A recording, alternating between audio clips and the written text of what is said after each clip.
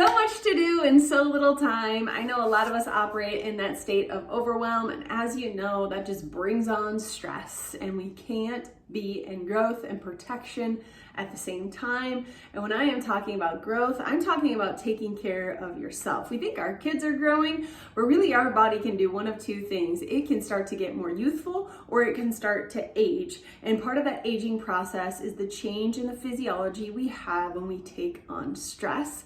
Stress does come in three forms. There's physical stress, chemical stress, and emotional stress. And it's easy for us to delineate, but not necessarily our bodies. So when our sympathetic nervous system is turned on high, we're breathing with our chest, we got tension across our upper back, our head comes forward, our scalenes are tight, our jaw's tight, and we start losing posture, hunching over, getting that kyphosis in our back and tension wrapping up into our head.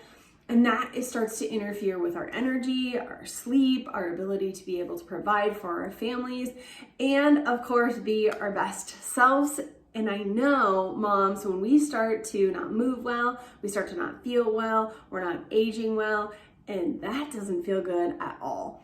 Our neuro-based adjustments, as you know, bring down that sympathetic response, turn up the parasympathetic response to allow those connections inside of our body to help bring peace, not only to our mind, our body, our gut, our hormones, our emotions, but then also power up our ability to be able to self-heal and self-regulate, because after all, that's what our bodies were already designed to do in the first place. I've got an EMG scan because we do measure this, moms, and this is one I showed you last week, one that was pretty blown out with anxiety, and this one's got some fatigue in the middle of her back, some shutdown in that nape of the neck like I was showing you, and blown out in the adrenals. We are looking at a recipe for that fatigue, poor posture, and exhaustion. And here's what we have to remember.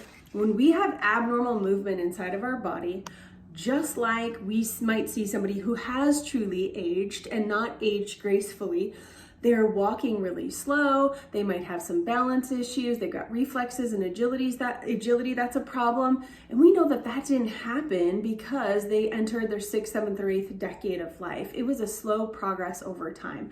That lack of movement slows everything down in our body, and movement is life. We need to stay vibrant, we need to stay healthy, we need to be energized for our families.